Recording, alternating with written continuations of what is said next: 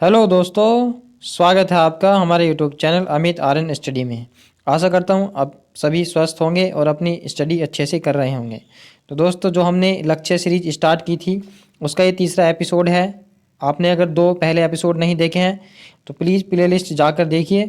ये बहुत ही इम्पोर्टेंट है, आने वाले एग्ज़ाम को टारगेट करते हुए ये हमने बनाई है। इसमें स्टैटिक जीके तथा करंट की कुछ बातें इसमें इंक्लूड की गई हैं। जैसे एसएससी जीडी और इलाहाबाद हाई कोर्ट वगैरह का एग्ज़ाम जो आ रहा है, यह सभी एग्ज़ाम के लिए बहुत ही इंपॉर्टेंट है। तो आपने अगर पिछली वीडियो नहीं देखी है तो प्लीज़ ज़रूर देखना। चलिए वीडियो की शुरुआत करते हैं। उससे पहले अगर किसी ने हमारे चैनल को सब्सक्राइब नहीं किया है तो सब्सक्राइब कर लीजिए तथा वीडियो को लाइक ज़रूर करना अगर पसंद आए तो। आज का हमारा पहला क्वेश्चन है, पिछले हम 50 क्वेश्चन पढ़ चुके हैं। मेडागास्कर किस महासागर का सबसे बड़ा द्वीप है? तो मेडागास्कर जो है हिंद महासागर का सबसे बड़ा द्वीप है। जबकि अगर ओवरऑल पूछे कि संसार का सबसे बड़ा द्वीप कौन सा है तो वो दोस्तों ग्रीनलैंड है। तो मेडागास्कर की हम स्थिति देख लेते हैं मैप में। कहाँ यह है? हमारा भारत है और यहाँ से यहाँ पर ये मेडागास्कर स्थित है जो अफ्रीका महाद्वीप के पास में है। तो ये कौन सा ओशियन है? हिंद महासागर में है। तो इस बात को याद रखेंगे। चलिए नेक्स्ट क्वेश्चन देखते हैं। निम्नलिखित में से किसका कार्यकाल सर्वाधिक रहा था? तो सबसे अधिक जो कार्यकाल था वो लॉर्ड लिनिथगो का रहा था। ये भारत की आज़ादी के समय, यही भारत छोड़ो आंदोलन के समय यही जो है वायसराय थे। तो इनका जो कार्यकाल था 1936 से 44 तक था। उसके बाद यह जानते हैं लॉर्ड कैनिंग, ये भारत के पहले वायसराय थे, यानी कि 1857 की क्रांति के समय यही थे। और लॉर्ड इरविन, आप जानते हैं गांधी और इरविन समझौता हुआ था 1930-32 के आसपास में, 31 में। उसके बाद लॉर्ड बेंटिक, ये भारत के पहले गवर्नर जनरल थे। चलिए वीडियो के नेक्स्ट क्वेश्चन देखते हैं। विश्व का तीसरा सबसे ऊंची चोटी कौन सी है? तो विश्व की सबसे ऊंची जो तीसरी चोटी है वह कंचनजंगा है। ये भारत और नेपाल की सीमा पर स्थित है। जबकि पहली तो है माउंट एवरेस्ट और दूसरी जो है हमारी ये सबसे ऊपर लिखी है केटू या गोल्डविन आस्टिन भी इसे कहते हैं। तो तीसरी सबसे ऊंची यही है। उसके बाद है इसकी लंबाई, इसकी ऊंचाई जो 85-86 मीटर है। नेक्स्ट क्वेश्चन है, बाबर ने तत्कालीन समय में भारत का सबसे शक्तिशाली शासक किसे बताया था? तो जब बाबर आया था उस समय पर कृष्णदेव राय, जो उसने अपनी आत्मकथा है तुजुक ए बाबरी, उसमें उसने उसका जिक्र किया है कि मेरे समय पर, हमारे समय पर जो है सबसे मतलब उस समय पर शक्तिशाली राजा था। तो उसका नाम क्या है दोस्तों? कृष्णदेव राय है। उसके बाद नेक्स्ट क्वेश्चन है, ISSF जूनियर विश्व कप 2022 किस देश में आयोजित हुआ? तो इसका राइट आंसर है दोस्तों मिस्र में आयोजित हुआ था। यहाँ ऑप्शन हमारे गलत टाइप हो गए। चलिए नेक्स्ट देखते हैं। हाल ही में खबरों में रहा चक्रवाती तूफान असनी का नामकरण किसने किया था? तो असनी का नामकरण जो है बांग्लादेश ने किया था। नेक्स्ट क्वेश्चन, भारत ने वैश्विक रूप में से अनाज की बढ़ती मांग के बीच वित्त वर्ष 2022-23 में रिकॉर्ड कितने मिलियन टन गेहूं का लक्ष्य रखा है? तो इसका राइट आंसर है 10 मिलियन टन। नेक्स्ट है, हाल ही में किस राज्य का माघर गांव जो है देश का पहला शहद वाला गांव बन गया है? तो इसका राइट आंसर है मध्य प्रदेश। मध्य प्रदेश का माघर गांव जो है देश का पहला शहद वाला गांव बन गया है। नाटो की स्थापना कब हुई थी? तो नाटो की स्थापना 4 अप्रैल 1949 में नाटो की स्थापना हुई थी अमेरिका के वाशिंगटन में। अब इसका मुख्यालय कहाँ पर स्थित है? इसका मुख्यालय ब्रुसेल्स में स्थित है। ब्रुसेल्स में इसका मुख्यालय, बेल्जियम की राजधानी जो वहाँ पर स्थित है। तो इसका राइट आंसर है 1949। नेक्स्ट है, लोक लेखा समिति में राज्यसभा के कितने सदस्य होते हैं? तो लोक लेखा समिति में राज्यसभा के 7 सदस्य होते हैं। जबकि टोटल अगर पूछे तो टोटल 22 होते हैं, जिसमें लोकसभा से कितने होते हैं?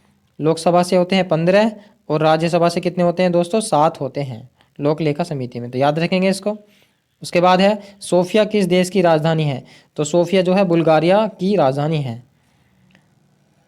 चलिए नेक्स्ट देखते हैं। भारतीय मानक समय रेखा जो है कितने राज्यों से होकर गुजरती है? तो भारतीय मानक समय रेखा जो है 5 राज्यों से होकर गुजरती है। यूपी, उसके बाद छत्तीसगढ़, उसके बाद झारखंड है, फिर छत्तीसगढ़ है, उसके बाद है उड़ीसा और उसके बाद है आंध्र प्रदेश। इन सब राज्यों से होकर ये गुजरती है। नेक्स्ट है प्रथम जैन सभा का आयोजन कहाँ किया गया? तो प्रथम जैन सभा का आयोजन पाटलिपुत्र में किया गया था। उस समय पर जो राजा थे वो थे चंद्रगुप्त मौर्य। चंद्रगुप्त मौर्य। नेक्स्ट है स्वात घाटी किस देश में स्थित है? तो स्वात घाटी पाकिस्तान में स्थित है। इसे पाकिस्तान का स्विट्जरलैंड भी कहा जाता है। स्विट्जरलैंड भी कहा जाता है इसे पाकिस्तान का। तो स्वात घाटी पाकिस्तान में स्थित है। उसके बाद है यमुना की सहायक नदियों में कौन सी शामिल नहीं है? तो केन भी है, चंबल भी है और बेतवा भी, जबकि हुगली नदी जो है यह उसकी सहायक नदी नहीं है। तो चंबल, बेतवा, केन और एक सिंध नदी भी आती है छोटी सी, ये चारों यमुना की सहायक नदी हैं। तथा अगर पूछे तो यमुना जो है खुद गंगा की सबसे बड़ी सहायक नदी है। उसके बाद संविधान में कुल कितने आपातकाल की विवेचना की गई है? तो संविधान में कुल 3 प्रकार के आपातकाल की विवेचना की गई है। राष्ट्रपति 3 प्रकार का आपातकाल लगा सकता है। सबसे पहला है राष्ट्रीय आपातकाल, फिर उसके बाद है एक वित्तीय आपातकाल लगता है और एक राष्ट्रपति शासन लगता है। इनके अनुच्छेद आप हमको कमेंट बॉक्स में छापकर बताइए, 352, 356 और 360। उसके बाद है जर्मन सिल्वर निम्नलिखित में से किसका मिश्रण है? तो जर्मन जो सिल्वर है तांबा, निकिल और जिंक, इन तीनों का मिश्रण है जर्मन सिल्वर। नेक्स्ट है 1 वोल्ट किसके बराबर होता है? तो 1 वोल्ट 1 जूल प्रति ग्राम के बराबर होता है। उसके बाद निम्नलिखित में से कौन राष्ट्रीय अंतर्राष्ट्रीय दिवस में से सही सुमेलित नहीं है? तो राष्ट्रीय उपभोक्ता दिवस ये 15 मार्च को मनाते हैं, बिल्कुल ठीक है। राष्ट्रीय टीकाकरण दिवस 16 मार्च को मनाया जाता है, यह भी ठीक है। और ये विश्व गोरैया दिवस जो जबकि ये 20 मार्च को मनाया जाता है, तो ये गलत हो जाएगा, यही सही आंसर है। और विश्व जल दिवस 22 मार्च को मनाया जाता है, याद रखेंगे। चलिए नेक्स्ट है हड़प्पा तथा मोहनजोदड़ो की खोज के समय भारतीय पुरातत्व सर्वेक्षण के महानिदेशक कौन थे? तो हड़प्पा जो उस समय खोज हुई थी तो उसके जो महानिदेशक थे जॉन मार्शल थे। इन्होंने ही इनकी खुदाई का काम कराया था। जबकि हड़प्पा की खोज किसने की थी? दयाराम साहनी ने की थी 1921 ईस्वी में।